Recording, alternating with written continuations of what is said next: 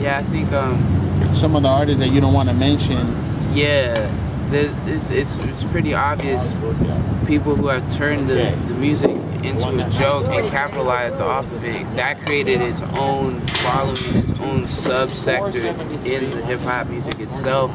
That is still really, gets most of the attention because it is such a joke. You know what I mean?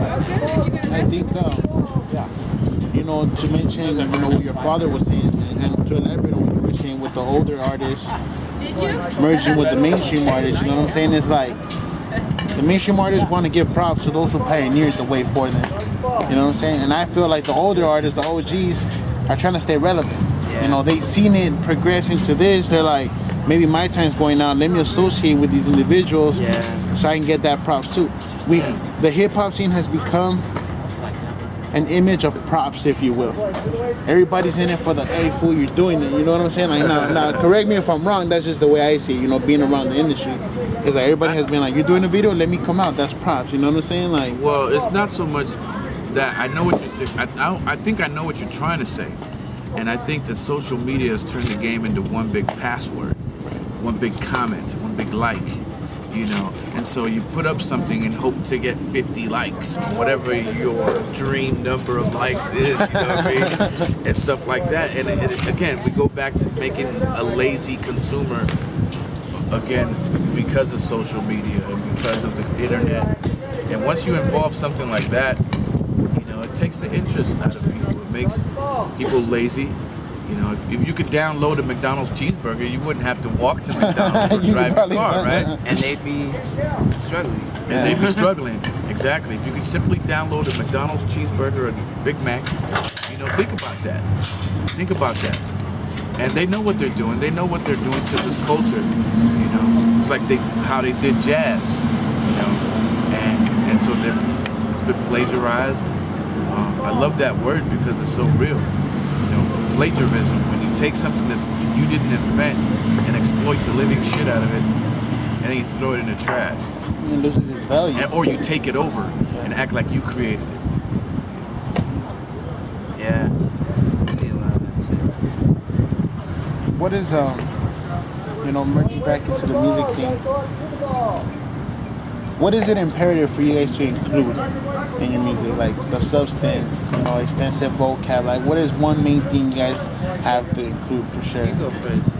For me, man, it's got to be a dope beat. If the track don't move me, which is the backbone of any song, it's got to be rooted in hip hop. And for me, grassroots, the kind of stuff that I'm doing, if it's not boom bap or if it's not like funky, that's something that has to be there. And then I'm going out of my way to be an example, and spit stuff that has more knowledge, wisdom, understanding, to uplift my community. I'm not trying to down you. I'm not trying to clown you. I want to uplift you, because my gente have uplifted me. Now, I'm in a different place because I'm older than he is, but absolutely my people have uplifted me, so I in turn try to uplift them. Life is very hard as you come out your front door to be shooting at people and lyrically telling them that they're lesser than you. I think I prefer music that feels human. Like, I don't like a lot of the obviously clicked in drum patterns, robotic sort of Quantized rhythms and stuff like that. I really like music that has some sort of lateness and human imperfection. Like, that's what I find my ear more tuned to, because it's like before like electro pop, electro funk / hip hop happened, you didn't have quantize on your drum kit. Ringo Starr didn't have no quantize. The illest drummers, dude from Led Zeppelin who passed away, didn't have no quantize. So I just find my ear really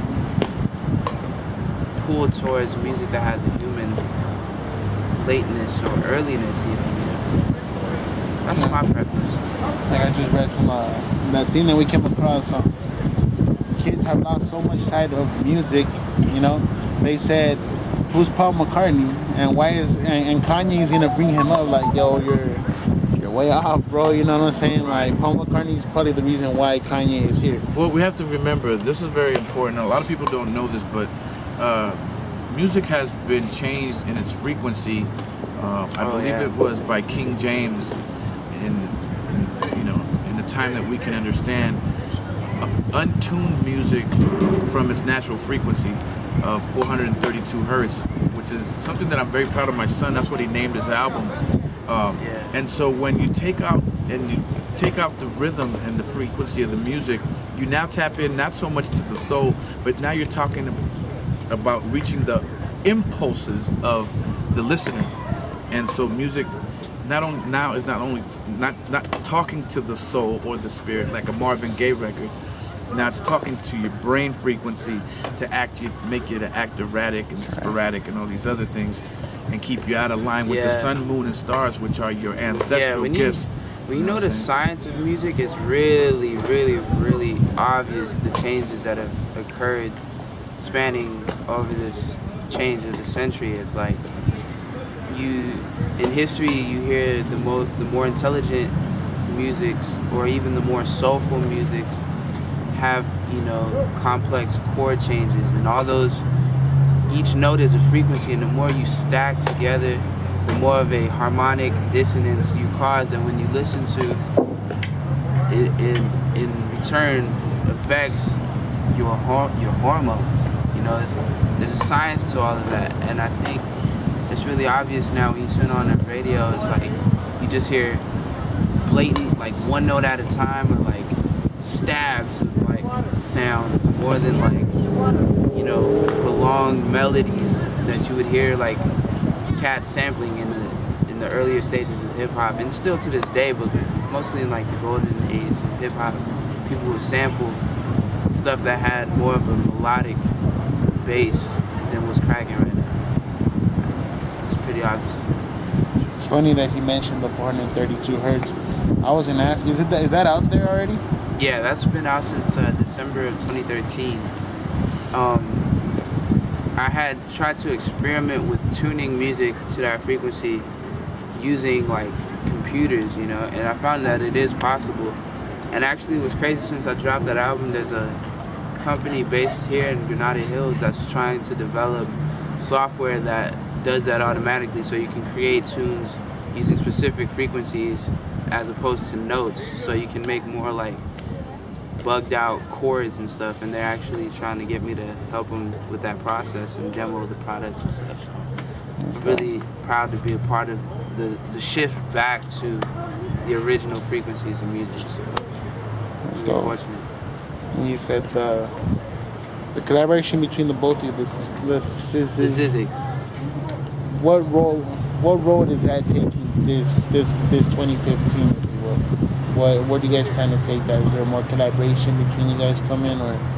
Well, you know what? We haven't really even talked about that, because once the project left Delicious Vinyl, I think we're both guilty of allowing the record company to kill it. Yeah. And we need to realize we're the owners, the makers of our own universe, and so we need to continue molding and shaping that sound and that group, because I think people were barely starting to get it. They were really starting to get it, and it was an amazing message that we were sending out there with the right frequencies and the right tuning, and we just need to pick that ball right back up in this new year and bring it back. So I'm happy that we're doing this show next week with Booyah Bongo in Venice, because it's really the Zyzzyx that you're gonna see. Let's go. Yeah. Hopefully that helps to steer the project back on our interest plate, because right now I've been doing Mellow Man Ace, he's been doing Cazal, and we need to give the hand to another Zyzzyx get down, because we think so outside the box when we do Zyzzyx. We don't care. Yeah, most of that stuff is fueled by like Red Bull. Yeah. The Zyzzyx We'll take 5 Red Bulls and go ballistic, statistic, and just like, yo, that's dope. You know what I mean? It doesn't matter. And we can paint outside the lines a lot more with the Zyzzyx, But most of the music we make is still, I feel like, that same sort of cohesiveness. because his whole new record, I think I've produced the majority of it.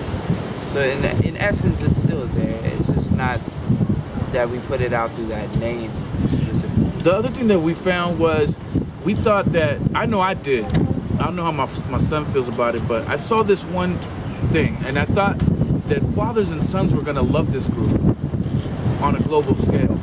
And we saw the contrary. And here's why, because I think so many fathers are disconnected with their sons that the project was left in the hands of real hip-hop heads more than the fathers and the sons that should love the unity and the beauty of that backstory. You know what I mean? And that's something that I noticed a year ago, maybe a year and a half ago. And I said, that's sad, yo. That's sad that more people, and I know, because I have homies, OG guys that grew up in the music with me who never would give it a prop, you know? And you could tell it was an obvious, stay away from that. I wish I could be doing this shit with my son, but I can't fuck Mellow Man Ace. You know what I mean? Like, you can feel the hatred for it. It was weird. I think that's accurate, because as a younger cat, I saw like there was a specific uninterest in it because it was a father-son thing. Like, that just, it's not cool in 2014 to younger. Yeah, to be down with your dad. Yeah, know? that's not exactly swag, you know, that's not exactly what's cracking right now.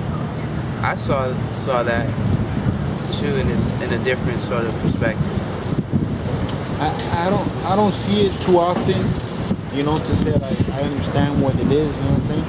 But I have seen it, and it's just, you guys seem so much in tune with each other, you know what I'm saying? Like, you'll say one thing and he'll go ahead and elaborate on what you was just thinking.